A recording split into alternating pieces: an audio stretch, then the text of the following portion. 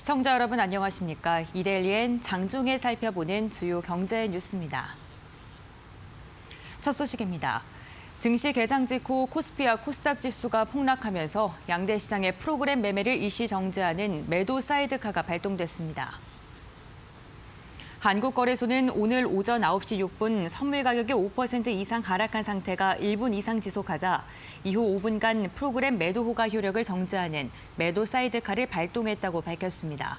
이어 오전 9시 17분에는 코스닥 시장에서도 매도 사이드카가 발동됐습니다. 매도 사이드카 발동 당시 코스피 200 선물 가격은 전거래일 종가 대비 7.2% 하락했으며 코스닥 150 선물 가격은 6.2%, 코스닥 150 지수는 6.7% 각각 하락했습니다. 3월 중순까지 일평균 수출액이 작년 같은 기간보다 소폭 줄었습니다. 관세청에 따르면 이달 들어 20일까지 수출은 307억 달러로 지난해 같은 기간보다 10% 늘어났습니다. 하지만 조업 일수를 고려한 일평균 수출액은 오히려 0.4% 줄었습니다. 품목별로는 반도체, 승용차, 석유 제품, 무선 통신기기 등의 수출은 늘어났지만 선박과 액정 디바이스 등은 감소했습니다. 중국, 미국, 유럽연합 등 주요 수출 대상국에서 모두 수출 호조세를 보였습니다. 같은 기간 수입이 5.9% 증가하면서 이달 들어 20일까지 우리나라는 16억 달러의 무역 흑자를 기록했습니다.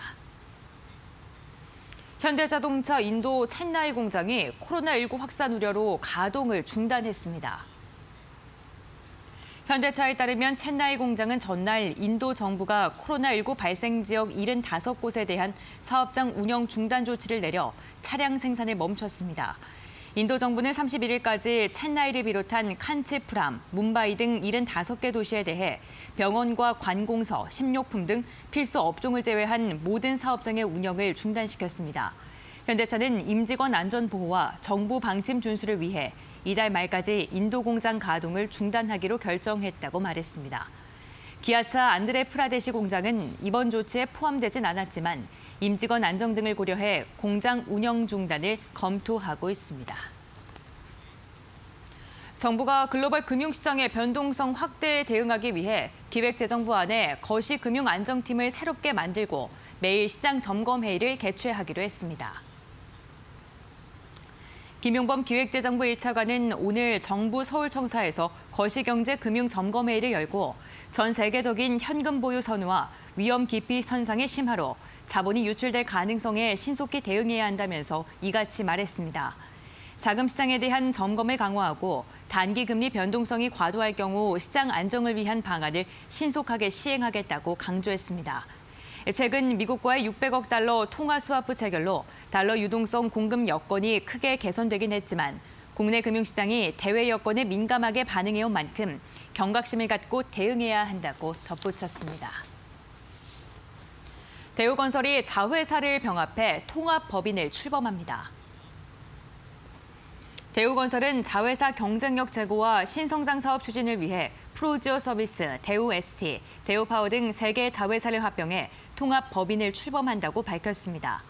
이번 합병은 대우ST가 프로지오 서비스와 대우파워를 흡수하는 방식으로 진행되며 합병 후 존속법인의 상호는 대우ST입니다. 대우건설이 통합법인의 지분 100%를 보유하며 주주총회와 합병 등기를 거친 뒤 6월 1일 정식적으로 출범합니다.